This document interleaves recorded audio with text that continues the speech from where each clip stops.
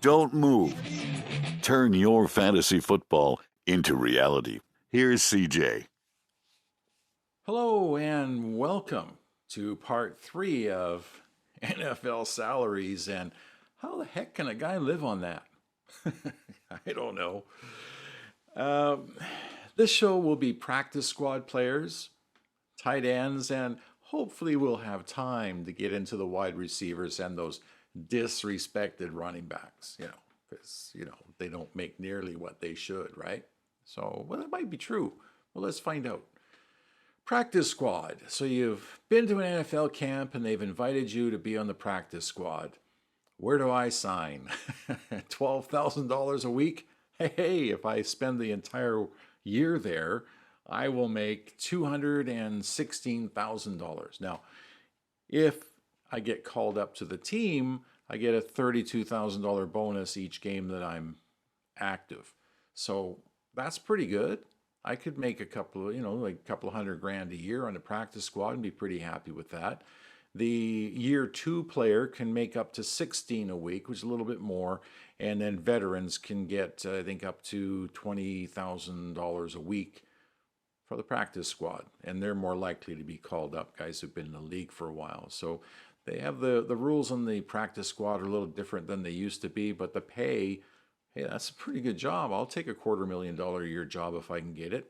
You only have to work half the year. You do that for 2 years and you pay for a house. So you think of it that way, right? Now, looking at tight ends, this goes up just a little bit, right? The average tight end in the National Football League makes $5 million a year. Now, this is going to depend on which of the salary cap guru platforms that you watch and look at. But the top 10 tight ends in the NFL payment-wise are Kelsey, Hawkinson, not necessarily in this order, Goddard, Waller, Cole Kmet, Ingram, Kittle, Ertz, Knox, and Hunter Henry. Now, they're all between $12 and $17 million a year. And if bonus money is included from what I've been able to figure out here, and it's not easy just looking at a list with all the gimmicky ways they pay the money to get around the salary cap. Hawkinson looks like he gets the most at about 19 a year, about $52,000 a day. Every time you wake up, hey, there's $52,000 in my bank. I didn't see it there yesterday. It's like Groundhog Day all over again. Kelsey makes slightly less than that. He's in that 15-16 range, although, that's nowhere near what famous pop icons make. Some of those singers make as much as $150 million a year. Imagine that, right? But you know what? I digress. I mean, wide receivers and running backs really are where it's at, right? So let me swiftly go to that part of the show. Not bad, huh? Yeah, without saying it, I said it. The lowly wide receiver, the disrespected wide receiver, how dare you only pay me this much money?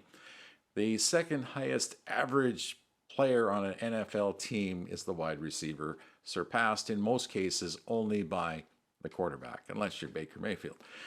I would love to be disrespected to the tune of $30 million a year. Hello, Tyreek? Can I borrow?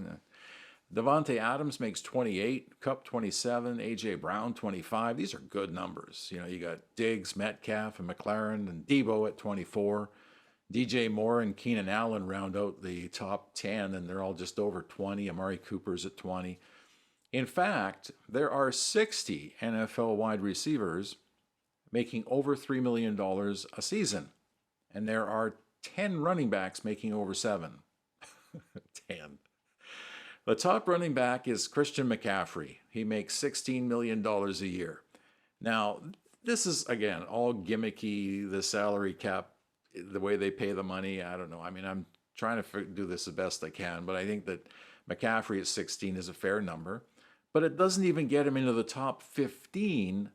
In fact, top 18 wide receivers make the same or more money than him, including Hunter Renfrow, who's currently near of a 2-year, $31.5 million contract for pretending that he catches balls for the Raiders.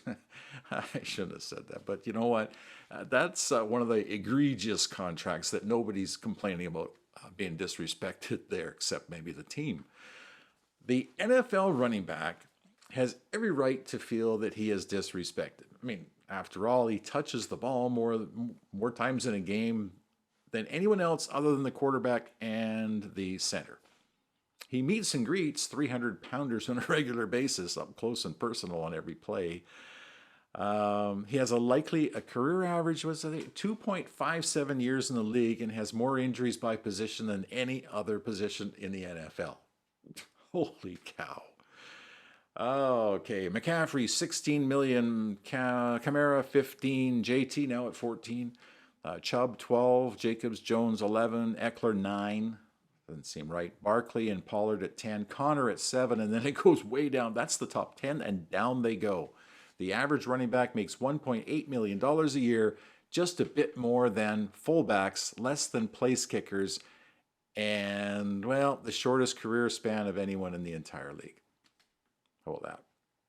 On my world, at $1.8 million works out to $5,000 a day. I'm okay with that. Seriously, I am. Over 2.5 years, that's $4.5 million. You know, take home half of that. I'm a happy camper. I'm good. And I don't know, yeah, the pay is kind of poor compared to other positions, but you trained all your life. You chose the position. Just do your best. Consider this. In 1985, the average NFL salary was $162 grand a year. Inflation, makes that about the equivalent of $450 in today's dollars. And the NFL now minimum wage is $750. So you're ahead of inflation. To that end, the NFL salaries are ahead of inflation, and it's a very well-paid job. It is. Salaries are not disrespectful. It's a good job. Be happy you have it. Running back saying he's disrespected to me is just a slap in the face to the fan. But hey, I'm still a fan and I still like my running backs. They are people too, and they deserve to be respected. Anyone in the NFL actually should be respected. So enjoy your week. I hope you enjoyed that little series of, how much other people get paid. I wish I got paid the same. Send your comments, please. Like, subscribe, and I'll see you next time. I'm CJ, and that's the Dirty Landry Experience.